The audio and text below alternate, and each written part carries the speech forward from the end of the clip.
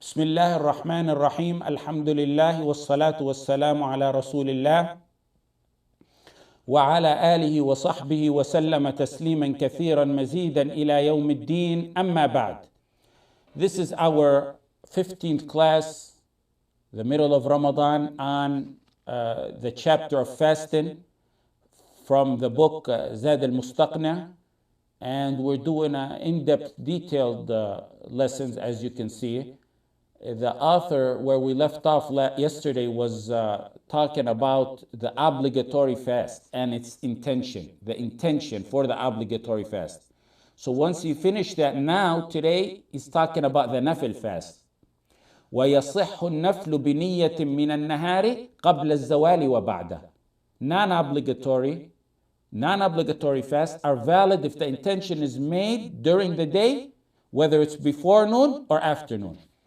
So he moved on to talk about intention in non-obligatory fast because it's different than intention in obligatory fast. Someone woke up, he didn't eat, drink, he didn't have no sexual relationship with his wife. It's 3 in the afternoon. He said, you know what, it's winter. Maghrib comes in about 5 o'clock. He said, I didn't do nothing to break my fast. Let me change this to be for the sake of Allah. He can do that. He can change his intention. That's permissible in nafil fasting. Now the proof for that is the hadith when the Messenger sallallahu alaihi wasallam walked in on Aisha radiallahu anha, and he said, do you have anything to eat? She said, no. He said, then I am fasted. That's the key word. فَإِنِّي صَائِمٌ. Then I'm fasting means, from that term, فَإِنِّي صَائِمٌ, he initiated the fast during that day, right there. He initiated the fast right there in that day, right at that point. فَإِنِّي, then, meaning before that I wasn't. And that's the opinion of Imam Ahmad, Shaykh, and Abu Hanifa, that if you didn't do nothing to break your fast in the start of the day, you can change your intention to making it a fast as a worship to Allah subhanahu wa ta'ala. The second opinion is by Malik, who said that you must have the intention the night before, just like an obligatory, a fard, a wajib fast. And he said the proof for that is the hadith. It's clear. No fasting is accepted for one who does not form the intention the night before. He said the hadith is clear on that. In the hadith he said, not only is it clear, it's general, it's broad. It's for fard and sunnah. So you must have the intention for a fard and sunnah the night before. However, the hadith of Aisha, the one that says, فَإِنِّي صَائِمٌ, then I'm fasting, that's specific. When we have hadith that appear, if you take these two hadith together, they may appear contradictory to each other. Now we can combine. If there's a way to combine, we combine. So we take the one Imam Malik used, no fasting is accepted for one who does not form intention to fast the night before. We take that hadith, so we can combine between those, to the obligatory fasting. And the action of the Messenger sallallahu alaihi wasallam is clear on that. The hadith, فَإِنِّي صَائِمٌ by Aisha, the one he told Aisha, that's for a non-obligatory fast. Some ulama said, there's a third opinion, some ulama said, فَإِنِّي صَائِمٌ, the Messenger said it in the linguistic sense, in the figurative sense, not in the worship sense, meaning she didn't have nothing to eat. He said, then I'm fasting, but not in the worship sense. He meant it like, I'm not eating or drinking, I guess, for the rest of the day. Now the response to that is when the Messenger ﷺ speaks, it's taken in the Shar'i definitions, in the Shar'i context. We take it in the Shar'i context, not in the figurative, linguistic context. If there's no Shar'i meaning to it now, then yes, we can refer to the linguistic, figurative meanings of the words. But when there is a Shar'i meaning, and the Messenger ﷺ said it, we use the Shar'i definition. Does a person get full reward for the entire day or from the point where he decided to fast on? There's two opinions on that. Some ulama said you get reward for the full day, and the rationale behind that is that fasting is one worship. Per day, it's one worship. It's unbreakable, so you get the reward for the entire day. Another group of ulama said he only gets reward from that point where he made the intention on to the end of the day, to sunset. and that's probably the more correct of the two opinions. It really is supported by the meaning of the hadith, إِنَّمَا الْأَعْمَالُ بِالنِّيَّاتِ وَإِنَّمَا لِكُلِّ امْرِئٍ مَا نَوَى. Actions are judged by intentions, and a man will only have what he intended. And a man will only have what he intended. وَإِنَّمَا لِكُلِّ امْرِئٍ مَا نَوَى.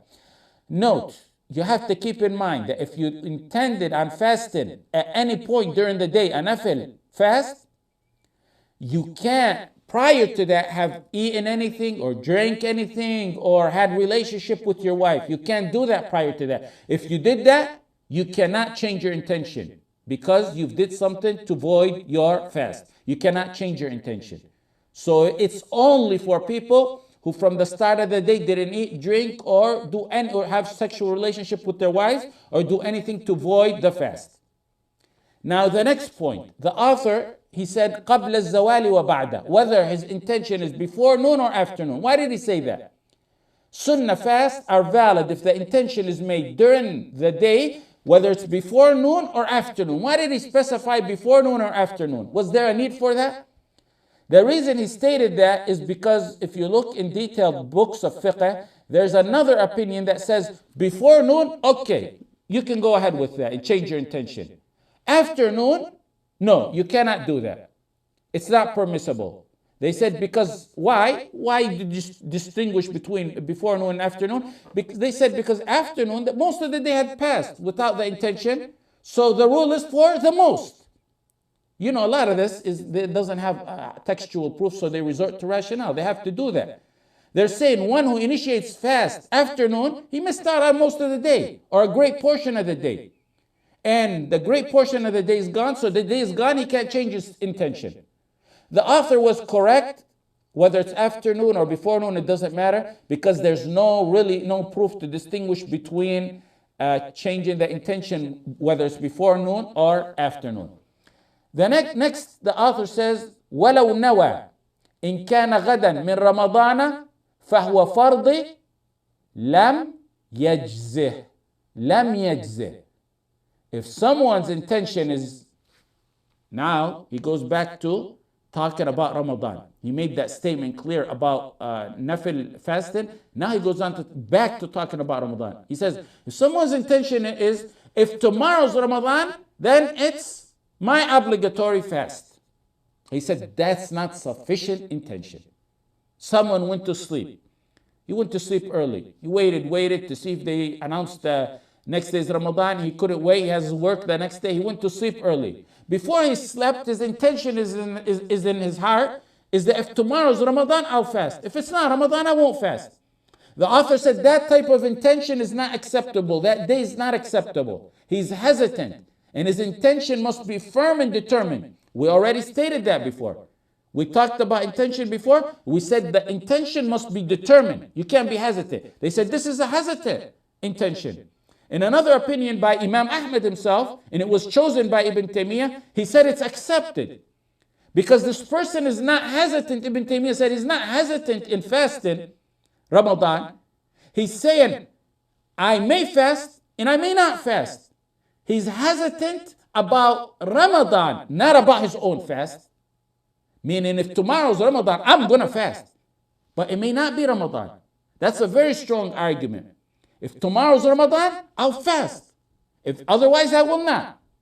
So if he knows tomorrow's Ramadan and he's hesitant, saying, I may fast tomorrow, I may not fast tomorrow, that's clearly invalid. He has to do the day over. Ibn Taymiyyah says if one is hesitant about Ramadan starting, yet has a determined intention to fast if it is Ramadan, then his fast is accepted. He has to sleep early for work. Or he fell asleep early by accident. He didn't know if they declared moon the next day. The moon was saw, or they seen it, or what they're going to do. So he sleeps early not knowing. But his intention is, if tomorrow is Ramadan, I'm going to fast. Otherwise, I'm not going to fast. He's not hesitant about fasting itself. He's hesitant about the day of Ramadan. Ibn Taymiyyah said that's acceptable. There's no problem with that. It's probably closer to being correct. وَمَنْ نَوَى الْإِفْطَارَ أَفْطَرَ.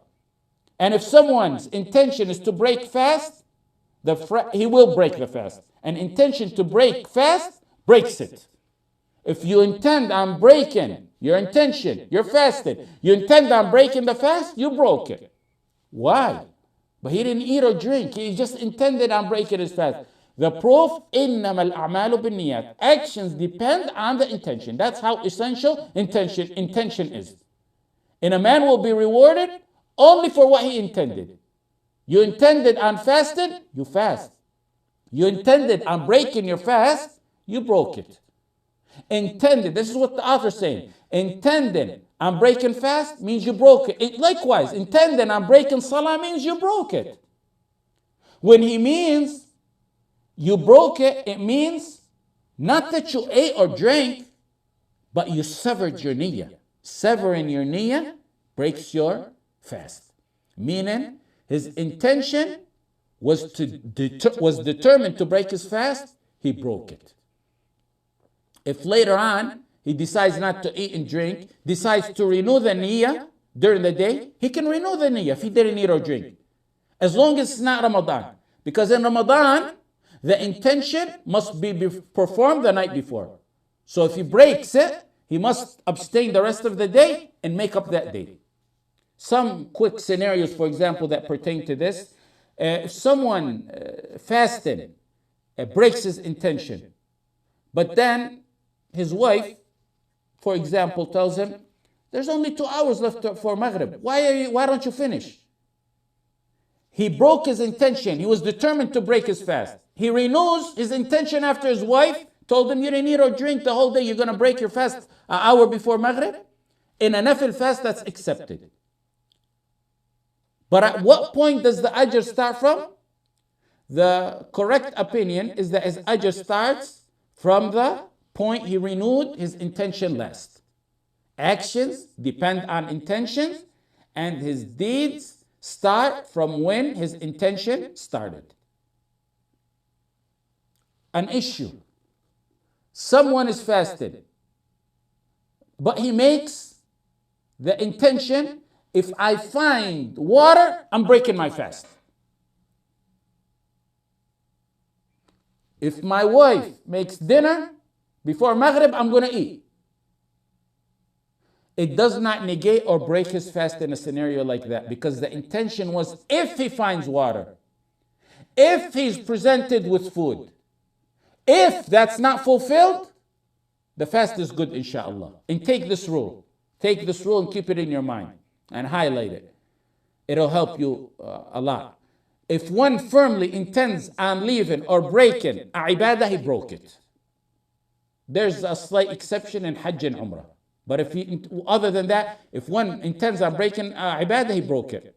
Whoever intends to do something that breaks a ibadah, it's not broken unless he fulfills the intention. The example is just what I said. Someone fasting intends on drinking. He finds the water, but he never drinks. His fast is good. A next issue. Someone in Ramadan firmly intended on breaking his fast in Ramadan. We said if you firmly intend on breaking your fast, it's just as if you broke it. You broke it. That's it. Your day's over. You have to make it up. Can that person eat and drink in Ramadan? He intended. He didn't eat or drink. His intention, I'm done with this day. I'm determined. I'm done with this day. If it's among those exempted days of his, like he's sick or ill or traveling, then he can go ahead and eat for the rest of the day. Now, if he voided his fast, severed his fast, with no excuse, then this person has to abstain from food and water and everything that nullifies the fast for the rest of the day. And at the same time, after Ramadan, he has to make up that day. And on top of that, he gets sins for breaking the fast in a blessed, honored day like Ramadan. How did he break his fast? Eating and drinking? It was merely the intention. That was enough to sever and break his fast. Now we go on to a new chapter. باب ما يفسد الصوم ويوجب الكفارة. What invalidates the fast and requires expiation. Kafara, that which requires expiation. Now, the scholars, if you look at their books, they have unique terms for different matters. For example, the words nawaqid, mufsidat, mahdurat, all these words mean nullifiers. And they can be used interchangeably. All those words that I mentioned. However, fuqaha tend to choose one for each worship. For example, for salah, you can use nawaqid, mubtilat, mufsidat, mahdurat. Any one of those as nullifiers of salah would work. But if you go to the books of fuqaha, you will see the negators or nullifiers of wudu would be referred to as nawaqid, nawaqid al-wudu. The nullifiers of salah, mubtilat al-salah. That which nullifies sawm, mufsidat al-sawm. Hajj, mahdurat al-hajj. Now the author is going to teach us what voids fast and that which requires expiation, kaffara. There's three main matters that void fast that have an ijma' on, while everything other than these three is disputed. The three are the ones that are mentioned in the verse فالآن باشروهن وابتغوا ما كتب الله لكم وكلوا واشربوا حتى يتبين لكم الخيط الأبيض من الخيط الأسود من الفجر. Now have sexual relations and eat and drink until the white thread of dawn appears to you distinct from the black thread. Meaning you can eat and drink till this point. After this point you have to stop. Sexual relationship, eating and drinking. Those have an ijma' on them. Everything else has a dispute. Those are the main voiders of fast that the ulama agreed upon. He said, matters that void fast in the beginning chapter of the book and that which require expiation. So the matters, he's going to tell us what voids the fast, and then he's going to tell us the kaffara. Kaffara, what does the kaffara mean? The expiation. That's what he said. He said, the expiation. What expiation? He used what we mentioned at least twice in our Ramadan halaqat. Al-kaffara means al-ahd al-dhihni. Al-ahd al-dhihni. That which you know what I'm talking about. The expiation, what expiation? The one you know about. The one commonly known when we're talking about this matter. Which is freeing a slave, or fasting 2 months, or feeding 60 poor people. And a student of ilm would know that by, what we said referred to as al-ahd al-dhihni. Now let's go over them one by one. The author says, the first one is man akala. Man akala. Eating is placing something into your stomach through the mouth. That's the overall definition of it. And this includes whether you eat something beneficial, enjoyable, or whether it's something harmful, or whether it's something neutral. Even though some ulama said it's only eating that which nourishes one, that's the only type that invalidates a fast. The correct opinion is the verse is general. So we keep it as that. Maybe beneficial, something you eat beneficial, or harmful, or neutral, doesn't matter. Anything that goes in your mouth down to your stomach is food. Regardless, whether it's beneficial, harmful, or neutral, even if someone takes poison.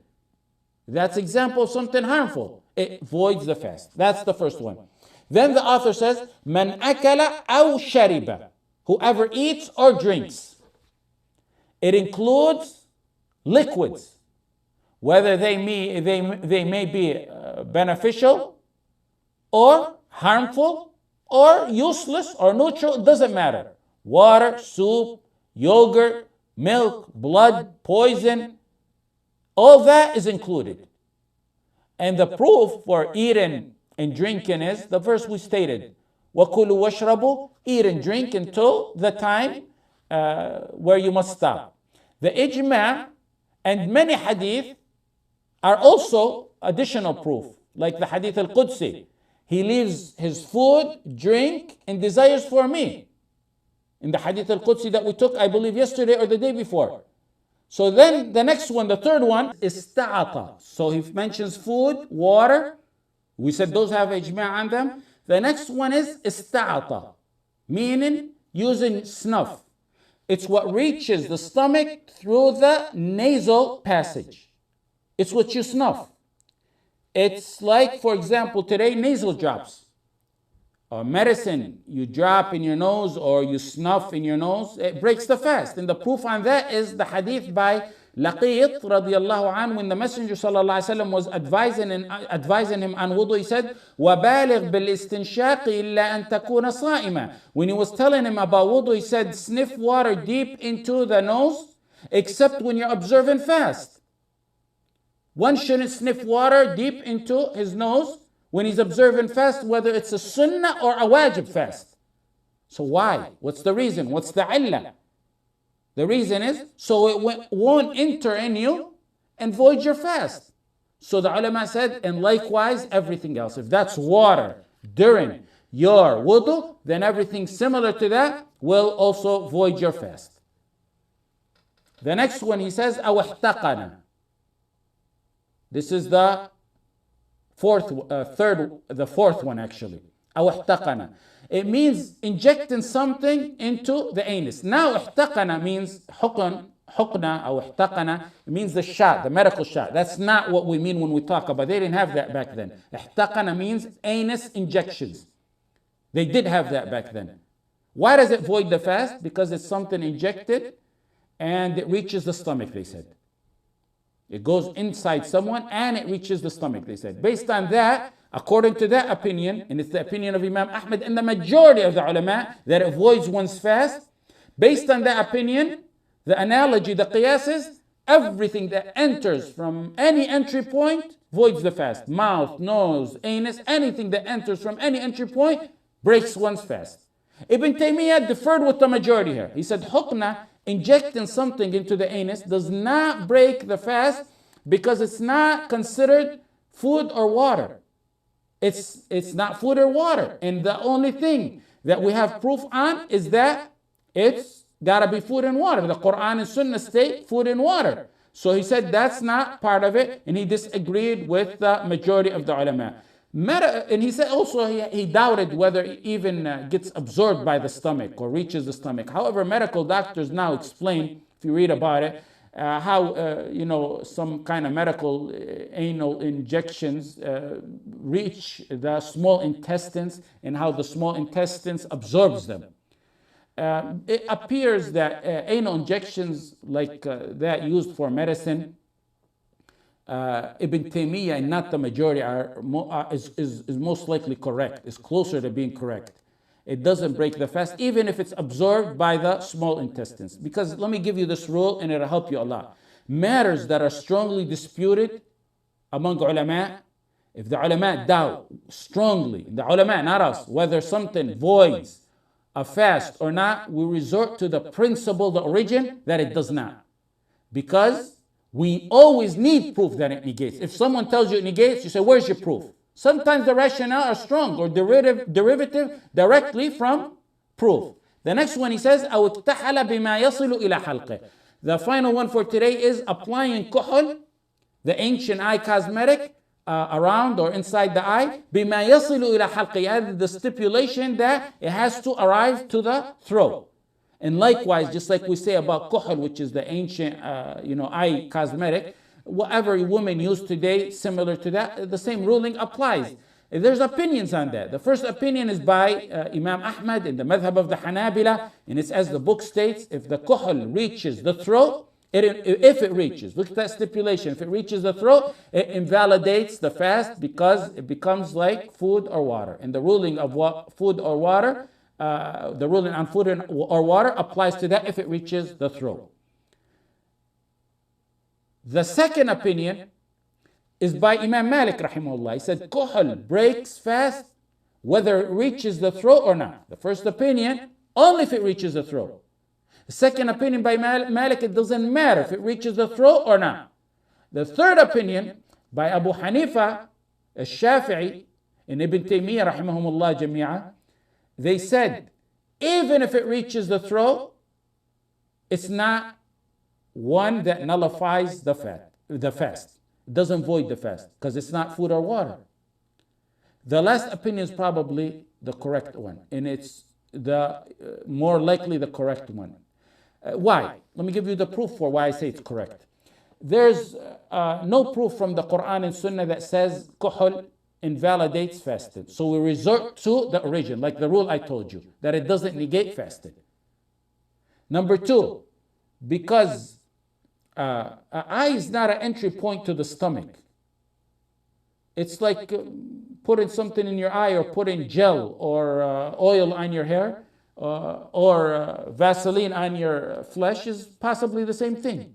Keep in mind, there's a hadith or supposed hadith that the Messenger ﷺ used kuhul in his eyes while he was fasting. And Tirmidhi said there's nothing authentic on this matter in the books of hadith. So some will say, what about eye drops? What about eye drops? Is that the same ruling? If you put eye drops and it stays in the eye or it goes directly down the throat, that doesn't invalidate. That scenario compares to kuhul. If you put it, stays in your eye, goes directly down the throat, you're in good status. It's like kuhul. The second thing is if it goes to the mouth, then you swallow it, then it goes down, that means it invalidates your fast. We'll stop here. Jazakumullah khair. There's no time for questions. Wa sallallahu alayhi wa sallam Muhammad wa